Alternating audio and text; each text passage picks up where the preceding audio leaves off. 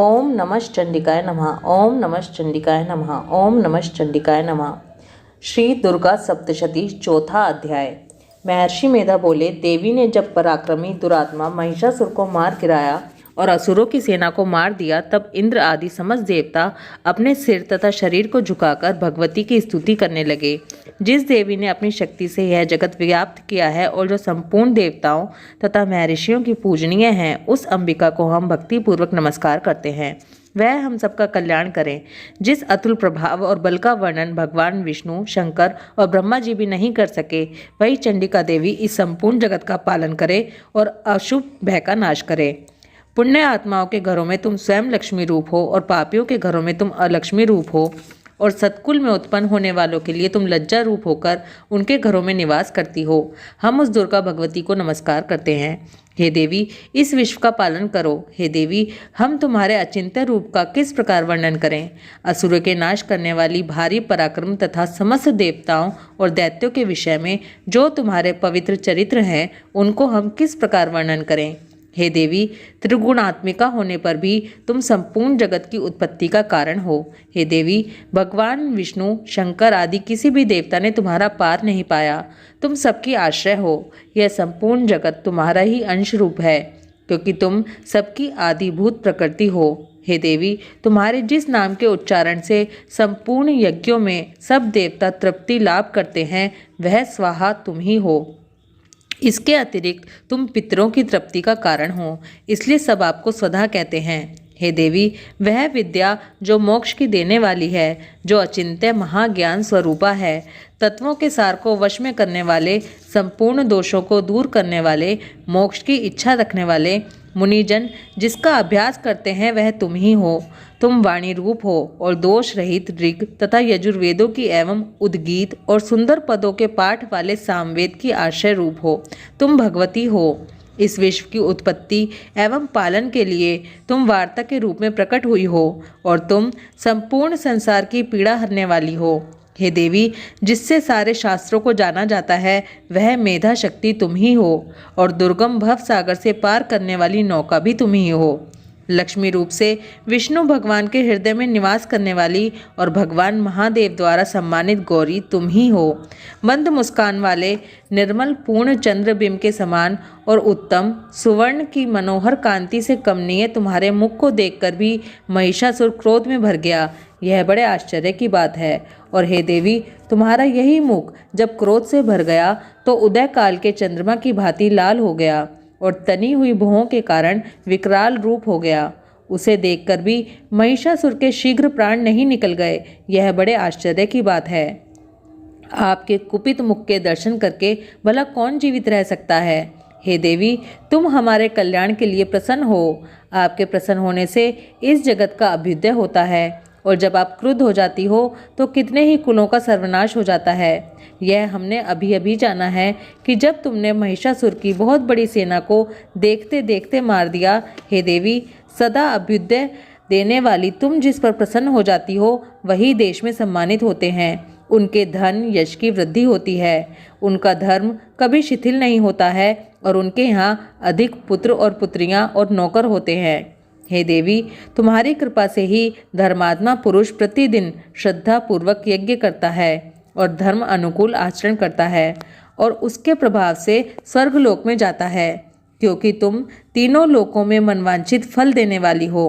हे माँ दुर्गे, तुम स्मरण करने पर संपूर्ण जीवों के भय नष्ट कर देती हो, और स्थिर चित्त वालों के द्वारा चिंतन करने पर उन्हें और अत्यंत मंगल देती हो। हे दारिद्र दुखनाशिनी देवी, तुम्हारे सिवा दूसरा कौन है। तुम्हारा चित्त सदा दूसरों के उपकार में लगा रहता है।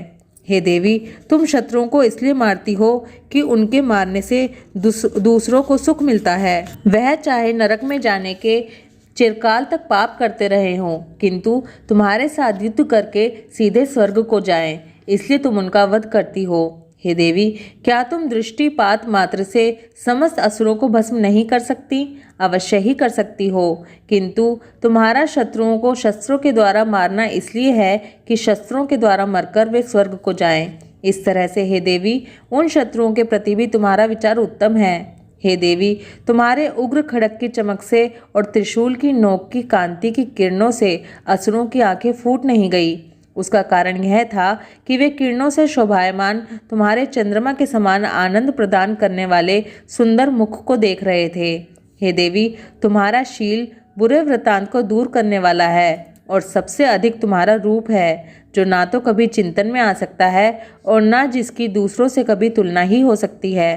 तुम्हारा बल व पराक्रम शत्रुओं का नाश करने वाला है। इस तरह तुमने शत्रुओं पर भी दया प्रकट की है। हे देवी, तुम्हारे बल की किसके साथ बराबरी की जा सकती है तथा शत्रुओं को भय देने वाला इतना सुंदर रूप भी और किसका है। हृदय में कृपा और युद्ध में निष्ठुरता, यह दोनों बातें तीनों लोकों में केवल तुम ही में देखने में आई हैं। हे माता, युद्ध भूमि में शत्रुओं को मारकर तुमने उन्हें स्वर्गलोक में पहुंचाया है। इस तरह तीनों लोकों की तुमने रक्षा की है तथा उन उन्मत्त असुरों से जो हमें भय था उसको भी तुमने दूर किया है। तुमको हमारा नमस्कार है। हे देवी, तुम शूल तथा खड़ग से हमारी रक्षा करो तथा घंटे की ध्वनि और धनुष की टंकोर से भी हमारी रक्षा करो। हे चंडिके, आप अपने शूल को घुमाकर पूर्व, पश्चिम, उत्तर तथा दक्षिण दिशा में हमारी रक्षा करो। तीनों लोकों में जो तुम्हारे सौम्य रूप हैं तथा घोर रूप हैं, उनसे हमारी रक्षा करो तथा इस पृथ्वी की रक्षा करो। हे अंबिके, आपके कर पल्लवों में जो खड़ग, शूल और गदा आदि शस्त्र शोभा पा रहे हैं, उनसे हमारी रक्षा करो। महर्षि बोले कि इस प्रकार जब सब देवताओं ने जगत माता भगवती की स्तुति की और नंदन वन के पुष्पों तथा गंध अनुलेपनों द्वारा उनका पूजन किया और फिर सबने मिलकर जब सुगंधित व दिव्य धूपों द्वारा उनको सुगंधि निवेदन की, तब देवी ने प्रसन्न होकर कहा, हे देवताओं, तुम सब मुझसे मनवांछित वर मांगो। देवता बोले, हे भगवती, तुमने हमारा सब कुछ कार्य कर दिया। अब हमारे लिए कुछ भी मांगना बाकी नहीं रहा, क्योंकि तुमने हमारे शत्रु महिषासुर को मार डाला है। हे महेश्वरी, तुम इस पर भी यदि हमें कोई वर देना चाहती हो तो बस इतना वर दो कि जब जब हम आपका स्मरण करें तब तब आप हमारी विपत्तियों को हरण करने के लिए हमें दर्शन दिया करो। हे अंबिके, जो कोई भी तुम्हारी स्तुति करें, तुम उनको वित्त, समृद्धि और वैभव देने के साथ ही उनके धन और स्त्री आदि संपत्ति बढ़ाओ और सदा हम पर प्रसन्न रहो। महर्षि बोले, हे राजन, देवताओं ने जब जगत के लिए तथा अपने लिए इस प्रकार प्रश्न किया तो बस तथास्तु कहकर देवी अंतर्ध्यान हो गई। हे राजन, जिस प्रकार तीनों लोकों का हित चाहने वाली वह भगवती देवताओं के शरीर से उत्पन्न हुई थी, वह सारा वृतांत मैंने तुमसे कह दिया है और इसके पश्चात दुष्ट असुरों तथा शुंभ निशुंभ का वध करने और सब लोगों की रक्षा करने के लिए जिस प्रकार गौरी देवी के शरीर से उत्पन्न हुई थी, वह सारा वृतांत मैं यथावत वर्णन करता हूँ। ओम नमः चंडिकाय नमः। ओम नमः चंडिकाय नमः। ओम नमः चंडिकाय नमः। श्री दुर्गा सप्तशती चौथा अध्याय समाप्त। बोलो महिषासुर का नाश करने वाली माता रानी की जय हो।